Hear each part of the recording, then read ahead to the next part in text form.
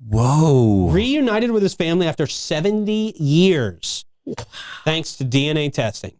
Wow, man. Yeah. Luis Armando Albino was 6 years old in 1951 when he was abducted while playing at an Oakland, California park. Wow, look at that face. How'd they ever find him? Wow. They were never going to find him with that picture. Well, there's Now really... I know why he was missing for so long. Because they need a smart city to be able to get in there. Sure, yeah. Now, more than 7 decades later, Albino has been found thanks to the help from an online Ancestry test, old photos, and newspaper clippings.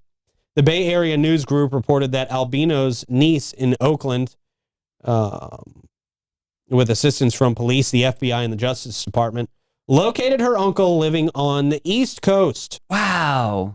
Albino, now a father and grandfather, is a retired firefighter and Marine Corps veteran. God bless him. Who served in Vietnam, according to his niece, 63-year-old Alida Alequin. Mm-hmm. She found Albino and reunited with him and his family in California.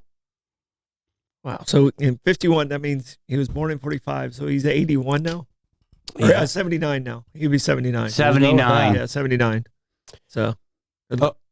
A woman lured the 6-year-old Albino from the West Oakland Park, where he had been playing with his older brother, and promised the Puerto Rican-born boy in Spanish that she would buy him candy. Oh, comprar los dulces, yep. Yep. That's when that used to work. Right. That's where this came from, apparently. Yeah. Instead, the woman kidnapped him. Jeez. Flying him to the East Coast, where he ended up with a couple who raised him as if he were their own son. So this is a couple looking for a boy, and maybe they thought they were adopting a boy. Yeah, probably sold him. Right? Oh, yeah. That's what probably it sounds sold like. him. For Yeah, sure. trafficked. For more than 70 years, Albino remained missing, but he was always in the hearts of his family, and his photo hung at relatives' houses. His mother died in 2005, but never gave up hope that her son was alive. Look at that. Look at them. You can see it in the eyes. Yeah. Mm-hmm. Oakland police acknowledged that Albino's efforts played an integral role in finding her uncle, and that the outcome of this story is what we strive for. They didn't really do much. Their efforts, they didn't do anything. Yeah. This is an ancestry test. Well, thank goodness he took the test.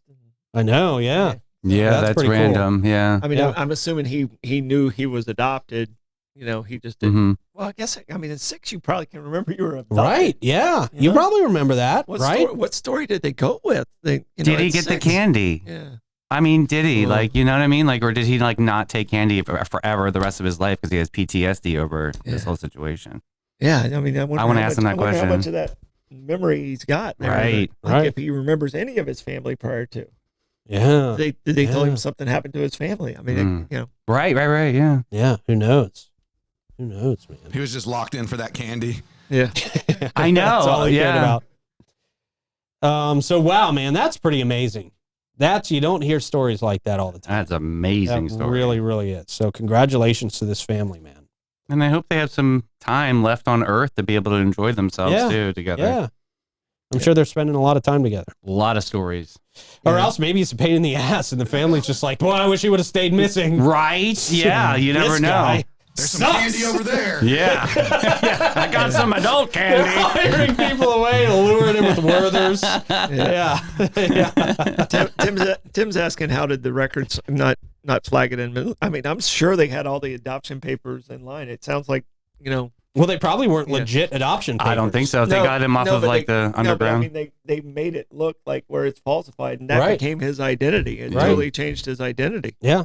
So interesting. That's wild, man. There's more to the story, which is fascinating.